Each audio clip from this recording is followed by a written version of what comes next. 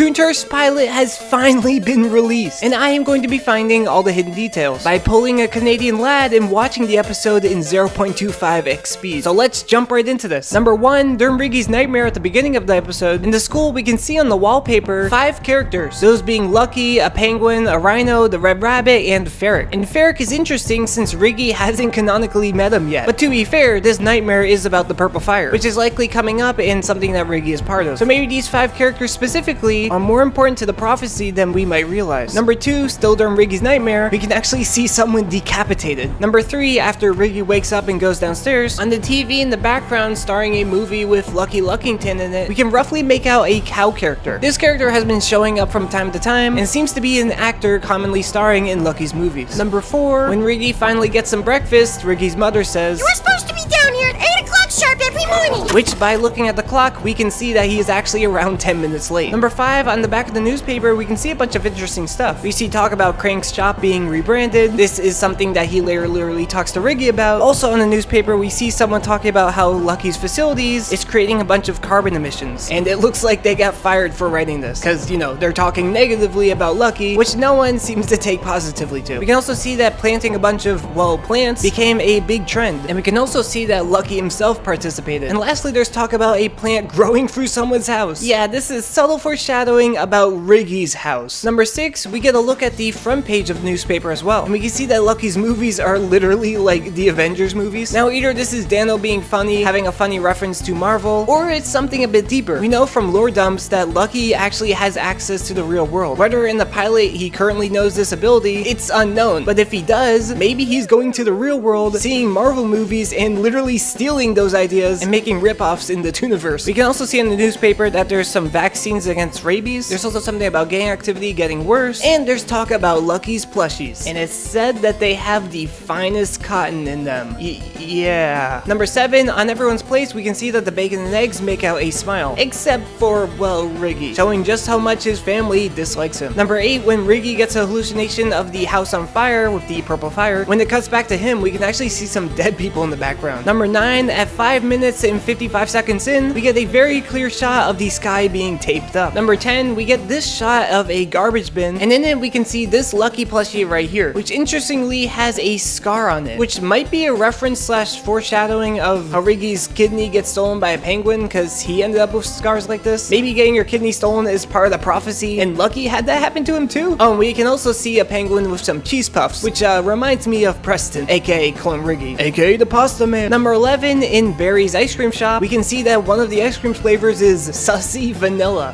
Number 12, in the background we can see a building with the words private eye, and we can also see a spyglass on top. This is just a theory, but this is likely where Lucky will recruit Detective E. Blade, which we know is the detective against Riggy. Number 13, during this news report, we can see some headlines at the bottom talking about an attempted prison break by a hooded figure in Rhinonopolis, and also that raccoons are going extinct. Number 14, when there's a crowd around Lucky, we can briefly see this character right here, which is the same fox that we see confront Riggy and is also secretly at the factory scene. This fox's name, by the way, is Darius. Number 15, this was kind of an obvious one, but just wanted to point out that the L in Lucky's signature is Lucky's nose. And something else obvious is how you should smash that subscribe button. I'm sorry, only sub if you want to. Number 16, in Crank's construction store, we can see in the background a model of Lucky Corp, which is a building in Rhinonopolis. Judging from how much Crank partners with Lucky, I think it's safe to assume that he and his company are the ones that built Lucky Corp. Number 17, we can also see what looks like to be a steering wheel that may or may not come into play, I'm not sure. Number 18, after Riggy gets shot at for his graffiti, Riggy hides behind the building, and for a few frames we can actually see his bones. His entire skeleton show up briefly. Number 19, remember how Darius was talking to Riggy about how people and like sometimes buildings disappear and like reappear, and how Riggy's hoodie zipper probably wasn't always there? Well, yeah, going to the start, we can clearly see Riggy's hoodie didn't have any zipper. But I actually pinpointed when this change happened, and it's at this moment right here when Billy hugs Riggy, and that's when the zipper appears. As you can see, there's no zipper, and then Billy hugs him and the zipper appears. Number 20, we can see this sciencey building in the background. Maybe it's Dr. Troy's house, maybe it's someone else's house, maybe it's just a random background house. Number 21, in Bethel's house, on Billy's door we can see a sign that says visitors welcome. Usually in movies you'd see a sign on someone's room say keep out or something like that, but the door on Billy's room saying visitors welcome just shows how open and kind Billy Beaver behavior really is. Number 22, on this fire extinguisher, we can actually see purple fire crossed out. We know regular fire exists in this world, so it's interesting that there's purple fire here. We also see this fire extinguisher in Lucky's factory. Also, a penguin was literally drawing purple fire. What is going on? 23, in this shot right here, we can see Lucky Corp and a sign pointing to Rhinonopolis, showing that Lucky Corp is indeed in Rhinonopolis, if anyone had any doubts for some reason. 24, when Riggy and Billy first enter the factory, we can see something yellow up right here. I'm not sure if this is a Lucky plushie, Lucky himself, or maybe that character that we saw during the factory scene, or maybe something else entirely. I'm not quite sure what this is. We also get this angle where we can see them once again. It kind of looks like a plushie, but then again, it doesn't really line up. The head is too small and too angular. Let me know if you have any theories. Number 25, 28 minutes and 2 seconds in, and also 29 minutes and 27 seconds in, we can read this Lucky plushie box saying, why wouldn't you want to immortalize him forever in your own home? Without him, you probably wouldn't even have a home, which is trying to show how great Lucky is, but it's also quite manipulative wording at the same exact time. Number 27, we can see that Dolph has some cotton candy in his pocket. Yeah, these two aren't the best at doing their task. 27, at 29 minutes and 36 seconds in, we can see this code right here. Spooky Knight has actually deciphered the code, and it says he must proceed forward. Granted, the cipher decoder thing that he used isn't always the most accurate. Number 28, during this news report, we can see some more headlines. Some talking about a new Toonville airport opening soon, but also saying that they don't really know what soon means, and that could be like 2 years or something, which is, I guess, Danno making fun of himself for how long this pilot took to get out, because the original plan was January 2024, nearly 2 years ago. The headlines also talk about how Barry got fired because of what happened when Riggy was there, and I guess Barry's boss thought it was him and fired him. Maybe this fuels Barry's hatred for Riggy, because in Danno's earlier shorts, it seemed that Barry didn't like Riggy, so maybe this is how that starts. They also see that Candy is releasing a new song album in the next coming months. Candy, by the way, is Ruby's twin sister. They also talk about how the graffiti on Crank's shop got mysteriously covered up. Number 29, after the breaking news of the factory explosion, when the camera cuts away, the next story on the news is talking about someone named Timmy Parrott found dead in the lake, probably by drowning. Not sure if that will be relevant information, but now you know. Number 30, during this ending scene with Lucky, we can actually see the purple fire in his eye, and also Riggy with a knife. And that's it. That's all I could find. I'm sure there's some details I'm missing, and there's stuff I haven't intentionally talked about yet, because I plan to talk about them in an upcoming video. So subscribe so you don't miss that. Oh, and if you want a lore dump on Riggy's lore, then I recommend checking out this 19-minute deep dive right here. Thanks for watching, and goodbye.